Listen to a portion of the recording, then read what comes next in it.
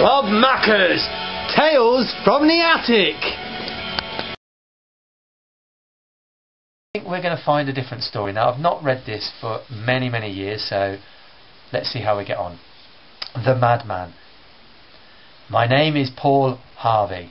I did live at 72 Hollyhouse Lane. We didn't have mobile phones then. London, Allo 575S. I was put in jail for one reason. I murdered my girlfriend 10 years ago. I'm 32 years old. I can write, but can't spell things right. I'll try and tell you my story. I've murdered more than one person, and you're next. One day at 2:30 p.m. I was walking with my girlfriend, Betty Turnflower.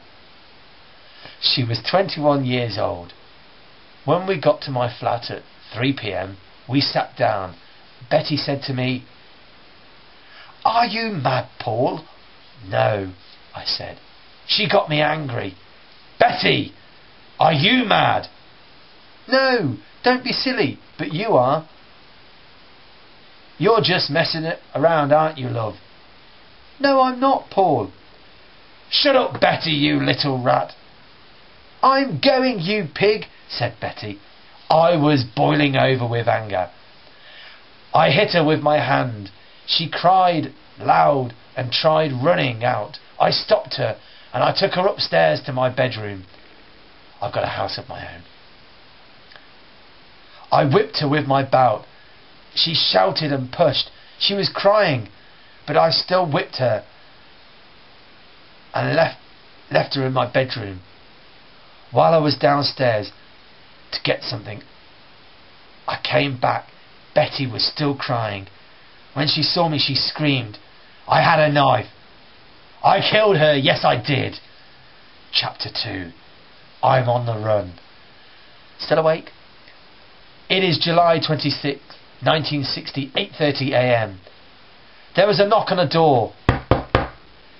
"Hello, Mr. Turnflower." "Hello, Paul." "Have you seen my Betty? She came here last night. She's not come home since. I thought that you saw her." "Yes, I have, George. She's upstairs. You can go up and see her if you like." I went to the car and started the engine. I drove off away.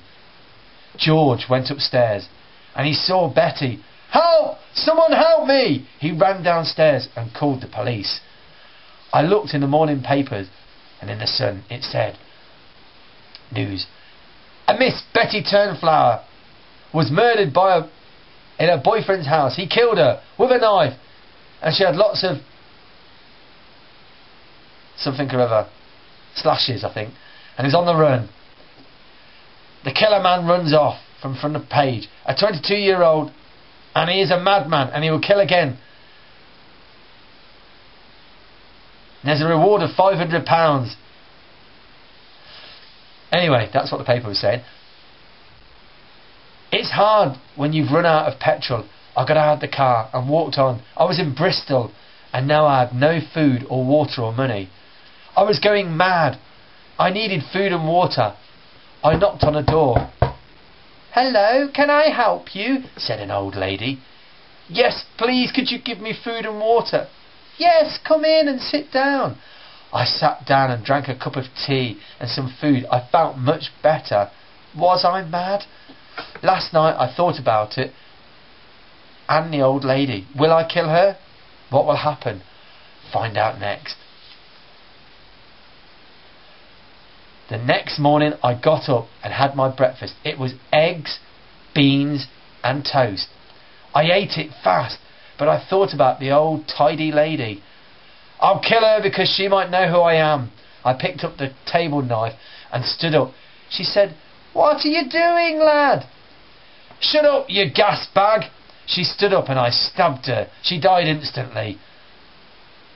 I robbed all her money and took some food, then ran off. A television play.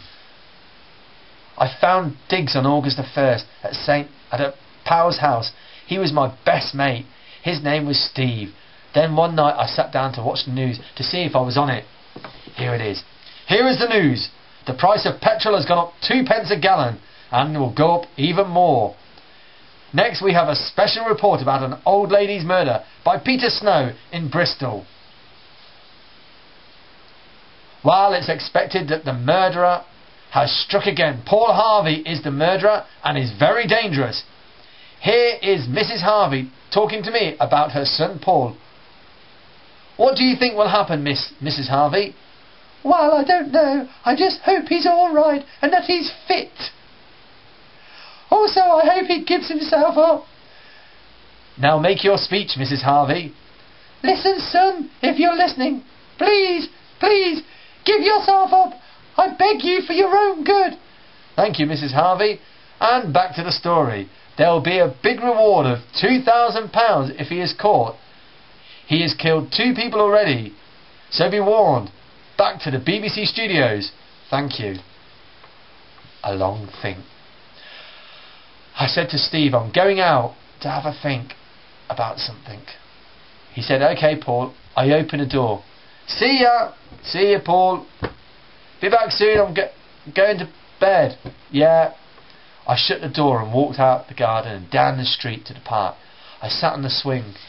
What can I do? Where can I go? I don't know. I wish Betty was here. I am here, Paul, and it's your turn to die. Ha ha ha ha ha!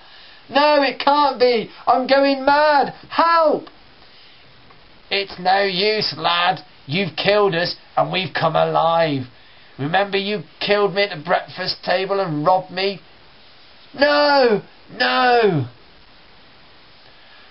Oh, I'll continue the story next time. Get ready for another tale from the attic. Robmacca's Tales from the Attic.